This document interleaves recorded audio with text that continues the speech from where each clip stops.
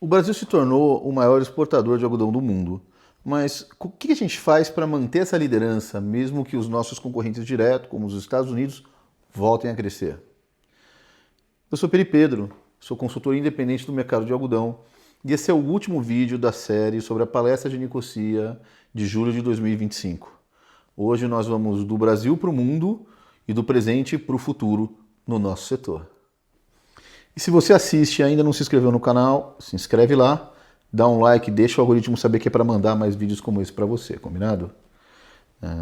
Agora o que a gente vai fazer é o seguinte, a gente vai ver o que o Brasil está fazendo de bom, quais são os pontos que o Brasil tem que melhorar do ponto de vista de produtor de algodão e exportador, e depois a gente vai ver, do ponto de vista mundial, o que o John Nicosia acha que a gente tem que fazer para assegurar o futuro da nossa cadeia.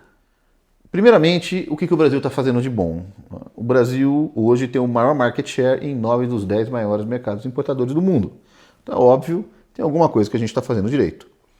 O Nicosia levanta dois pontos principais que para ele estão sendo chaves na nossa maneira de produzir e exportar o algodão. O primeiro deles pode passar despercebido, mas é a configuração de seleção de fardos por lote. Nos Estados Unidos e na Austrália, a trading compra de vários produtores, coloca num mesmo armazém dela ou terceirizado, e na hora de embarcar, ela seleciona 2 lotes desse, 3 daquele, 5 desse, 4 daquele. Ela vai juntando esses fardos de diferentes produtores que estão em diferentes lugares naquele armazém e forma um lote. Esse lote vai para o caminhão, depois vai para o container, depois vai ser exportado.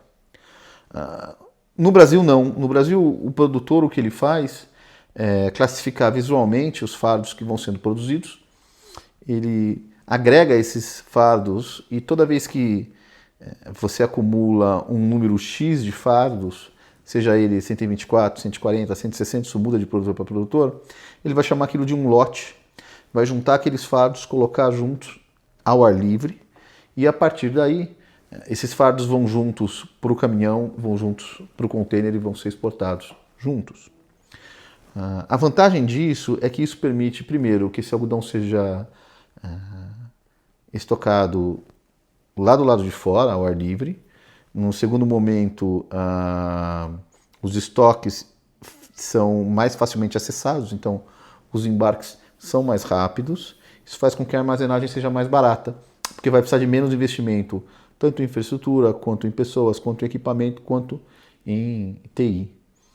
Então, isso é uma vantagem que o Brasil deve manter. Outra vantagem do Brasil é o potencial de crescimento. Ele levanta uma conta que todo mundo está fazendo, de que se 5% da área de safrinha migrar, o Brasil aumenta em mais de 300 mil toneladas a sua produção de algodão.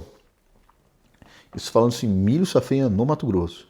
Se 10% do milho safrinha do Mato Grosso virar algodão, a gente aumenta em 1/3 a produção do nosso país, que já é o maior exportador mundial. Então, esse potencial de crescimento faz com que os compradores lá fora tenham certeza que a gente vai continuar exportando e ele pode contar com o algodão brasileiro nos anos que vão vir. E por fim ele pergunta o que a gente deve melhorar, aonde que a gente não está indo tão bem. Então, indo de menor para maior importância, a gente tem que prestar atenção no nosso índice de fibra curtas, o SFI. O nosso índice está um pouco mais alto do que os nossos concorrentes diretos, Estados Unidos e Austrália. Isso se deve principalmente à genética, às variedades que a gente usa, mas também à maneira como a gente está beneficiando esse algodão. A gente tem que prestar atenção, estudar, entender o que a gente faz para reduzir o índice de fibra curta, porque isso tem um impacto direto e diminui a performance da indústria que está comprando o algodão do Brasil. Isso é precificado em algum momento. O segundo problema que a gente está tendo é com fragmentos de sementes, seed coat. Então, o que acontece? O nosso rendimento passou de 37%, 38% para 41% nos últimos anos. E uma das razões para isso foi que a semente ficou menor. Essa semente menor, às vezes, não consegue resistir ao processo de beneficiamento. Ela fica no meio das serras, não é sacada. E aí ela vai ali dentro da amostra, dentro do fardo para a fábrica. Isso tem dois problemas. Primeiro, que aquele algodão que está em volta ele dificilmente vai conseguir ser utilizado e fiado no processo de fiação da fábrica. O segundo problema, que é maior do que esse, é que naquelas temperaturas altas que a fábrica tem, essa semente vai soltar, vai exudar óleo. E esse óleo tem um efeito devastador no processo de produção. Você tem que parar a linha toda de produção, limpar, tirar, tem manutenção mecânica. Isso é muito ruim em fragmentos de semente. Existe também um problema genético que tem que ser estudado. Existem pessoas na nossa cadeia que já estão atentas a isso. Mas ainda pior do que isso é o trash content. Então, o trash é chamado material estranho, é tudo que não é algodão, que está dentro do fardo de algodão e que não vai ser utilizado. A nossa colheita é mecânica, aqui nos Estados Unidos e na Austrália, e existe um trash content, mas o nosso está um pouco mais alto do que os nossos concorrentes. De novo, a gente tem que prestar atenção se a gente está fazendo a maturação, a deiscência, a desfoliação da melhor maneira e o nosso processo de beneficiamento, se a pré-limpeza está sendo feita da maneira correta, se a gente quer que isso seja feito de maneira a melhorar a qualidade de saída do nosso algodão. Isso é importante para a nossa reputação lá fora. Também a gente tem que estar olhando, mais importante de tudo, a caramelização. Caramelização é um problema seríssimo, ele para toda a linha industrial, então a gente não pode mais permitir que isso aconteça. A gente tem que fazer uma força-tarefa nacional e a gente tem que banir a caramelização com a mesma seriedade que a gente trata o problema do bicudo, por exemplo. A caramelização, o problema dela é que ela não diminui a produtividade. Então, alguns produtores, e ela está no fim do ciclo, ou porque estourou o custo de produção naquele ano, ou porque a produtividade não parece tão boa, o preço caiu, ele vai e economiza nesse fim de ciclo no combate ao pulgão e à folha e à mosca branca. Isso não pode acontecer, tá? Porque o problema vai vir logo ali. Então isso vai manchar a reputação e o custo não é alto quando comparado ao resto de todo o combate que ele teve para levar aquele algodão saudável até aquele momento. Então a gente tem que prestar muita atenção e tem que resolver o problema da caramelização. Por fim, ele fala de logística. E nós temos ferrovias que precisam ser melhoradas, estradas que precisam ser melhoradas, a gente sabe disso, está trabalhando nisso. Mas ele também fala duas coisas interessantes. A primeira, que é importante para o Brasil conquistar uma saída para o Pacífico. Isso é um projeto antigo, da época do Império. Existem ideias e às vezes a gente vê, mas a gente tem, a verdade, que tem uma cordilheira no meio do caminho e é um pouco difícil. Mas eu acho que é inevitável, em algum momento a gente vai conquistar uma saída para o Pacífico. Sim, se vai valer a pena para a gente ou não, uma outra discussão. E por fim ele fala do problema de Santos ser um porto bom. Então, isso da época que a gente exportava tudo a partir de Paranaguá, ali no começo dos anos 2000, para o meio dos anos 2000, a gente, como cadeia de algodão, saiu de Paranaguá e foi para Santos, e Santos absorveu muito bem essa demanda, vem absorvendo ainda. Talvez esteja perto de um ponto de esgotamento e a gente tem que buscar outros portos. Isso é óbvio para todo mundo.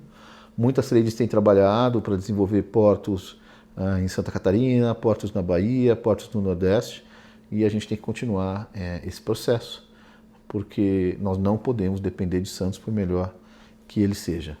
Esses são os pontos com relação ao Brasil. Por fim, ele faz uma provocação, né? O que a indústria tem que fazer para continuar sendo saudável e crescendo e acomodar esse crescimento? Não tem outra maneira, a gente tem que lutar e recuperar o market share que a gente perdeu para os sintéticos. Nós vemos perdendo market share para os sintéticos há muitos anos. Isso impacta diretamente a demanda de algodão. Para conseguir fazer isso, a gente vai ter que lutar no campo de batalha da comunicação. Nós vamos lutar contra uma indústria que domina esse campo. A indústria têxtil de sintéticos faz isso há muitos anos, é muito boa nisso, mas a gente não tem mais como evitar.